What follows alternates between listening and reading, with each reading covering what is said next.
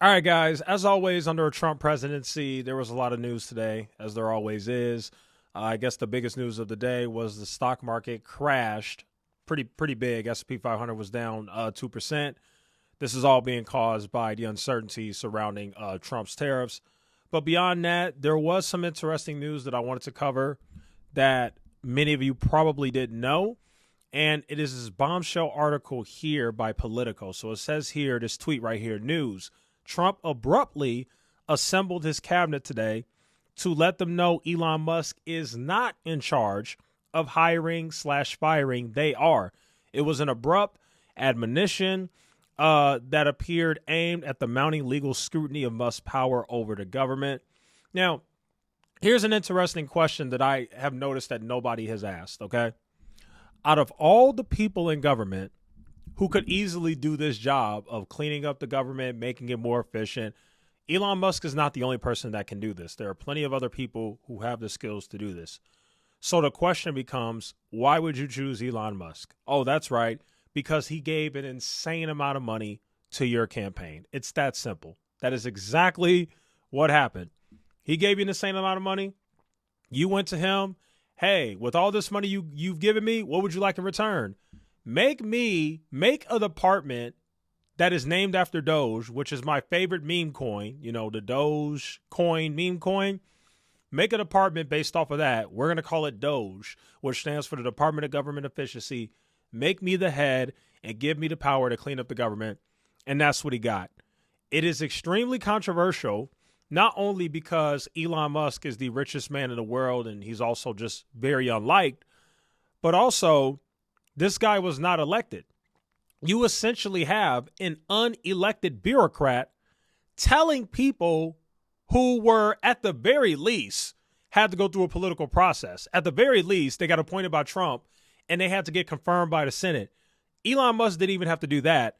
And you're out here telling people, hey, I'm firing people in your department as an unelected, unchosen by anything bureaucrat. And people don't like that. And regardless of what you see on the surface, because when you look at the press conferences and all the stuff, because Trump has been doing a lot of talking, he goes in front of the news a lot. He's very transparent. I will admit that is one good thing about his presidency is the transparency. I wish every administration would do that. The transparency we get, whether right or wrong, whether I agree or not, is definitely good. It is good to know just about everything that the government is doing. I do think that is good. But besides that, what you're seeing whenever Trump goes in public is, oh, everything's good, kumbaya. For those who don't remember, they had the cabinet meet up together with Trump recently, and they did like a whole news press conference about it. And the media asked him, how do you feel about Elon? And Trump made this joke like, well, hey, if anybody has an issue with Elon, let us know now so we could kick you out. And then he kind of laughed it off or whatever. But I actually kind of think he was serious. But anyway, I think some of the people, because make no mistake about it, there are people in Trump's cabinet who quietly are voicing their discontent with Elon Musk. And I think a lot of people in Trump's cabinet kind of drew the line. They're like, all right, it's already bad enough that this guy is here who has no idea how any of this stuff works, never been in Washington, has no idea how things run, screwing stuff up. Every time you look up, you hear about Doge fired these employees and they had to immediately be rehired. Like something about like the nuclear, something about like a bunch of employees who were in charge of like the nuclear division of government, like the nuclear weapons, like Elon fired them and they immediately had to hire them back. Like, wait, what are you doing? You can't fire those people. Like just stuff like that. So now what basically happened, and we'll just go ahead and pull the article up, says here, Trump puts new limits on Elon Musk. And then we just zoom in right here.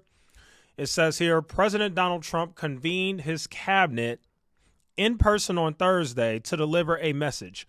You're in charge of your departments, not Elon Musk. Why would he need to do this? Look, common sense, it's because he's heard enough of the rumblings that people in his cabinet do not like that they were put in charge of certain departments, the FBI, the Department of Justice, the Treasury, whatever. And this guy, Elon Musk, comes out of nowhere, sends emails to their employees and says, hey, do this or you're fired. So Trump has to now have this meeting to make it clear, hey, I'm making it clear now. I've heard what you guys have had to say. I'm making it clear now. Elon Musk is not in charge. You guys are in charge of your departments. Let's go ahead and read more of the article. According to two administration officials, Trump told top members of his administration, who are the top members? Pam Bondi, Attorney General, Marco Rubio, Secretary of State, Kash Patel, FBI, Pete Hegseth, Secretary of Defense. These are the people that they're talking about. We don't have the names yet, but eventually we will get the names. If somebody's going to leak it.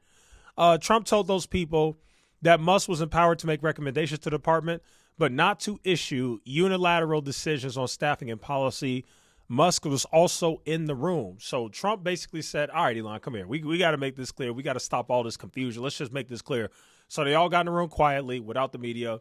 He made it very clear to Elon Musk's face, hey, this is how things are going to go going forward, so we can make sure that everything remains smooth and you don't get pushed out, which, folks, I've been predicting before Trump even got elected president that the relationship between Elon and Trump is eventually going to fail. Eventually, their little brotherhood, their friendship, whatever, it's not going to work out. I've been saying this for a while. Eventually, it'll come to an end. Doesn't mean it has to come to a violent end. You know, it doesn't mean that it has to end terribly in a bunch of drama, but it could be a quiet Elon Musk is stepping away, but it's going to happen. Says here, the meeting followed a series of mass firings and threats to government workers from the billionaire Tesla founder who handles the Department of Government Efficiency that created broad uncertainty across the federal government and its workforce. Department of Government Efficiency's actions have faced ferocious resistance in court and criticism from Democratic lawmakers and some Republicans. The president's message represents the first significant move to narrow Musk mandate. According to Trump's new guidance, Doge and his staff should play an advisory role, but cabinet secretaries should make final decisions on personnel, policy, and the pacing of implementation. Musk joined the conversation and indicated he was on board with Trump's directive. Of course he's on board. You don't have a choice. According to one person familiar with the meeting, Musk acknowledged that Doge had made some missteps, a message he shared earlier this week with members of Congress.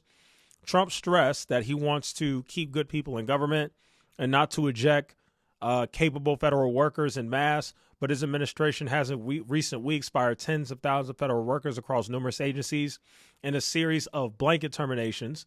A federal judge and the chair of a federal civil service board have both concluded that the terminations were not tied to performance issues and may have violated civil rights laws. Just an absolute mess.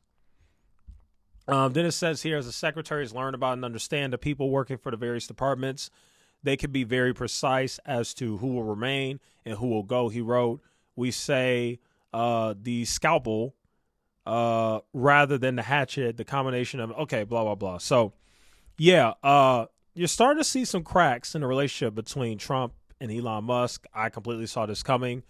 Now you have the situation where Trump is like, all right, Elon, you just straight up cannot do this. Let's all have this meeting and straighten this out right now. And that's kind of what you got. So, yeah, just wanted to cover that real quick, give you guys my thoughts. Very interesting situation. I think I can speak for a lot of people when I say many of us are not fans of Elon Musk and what he's doing with the government, whether you're a fan of Donald Trump or not. I think we can all agree that it doesn't really make sense and it's not really a good thing for a guy who has never been in D.C., doesn't know how things work, you know, a guy from the business world coming in trying to clean things up, firing all these people when he doesn't know what he's doing. And we have to make something extremely clear. I can't stress this enough. The federal government is not a business and it's not meant to be run like one. The government and a multi-million billion-dollar corporation are two completely different things. You can't come into government trying to cut everybody and throw everybody out and all this stuff, you know, as if it's a business, because it's not. These are, you know, very well people's lives at stakes here. Depending on what you're cutting, like what happened with the nuclear thing when they fired those people, they're like, oh crap, we need them, and brought them right back. You go look that up. I'm not making that up. That really happened. So yeah, anyway, that's today's video. Thanks for watching. I'll see you guys in the next one.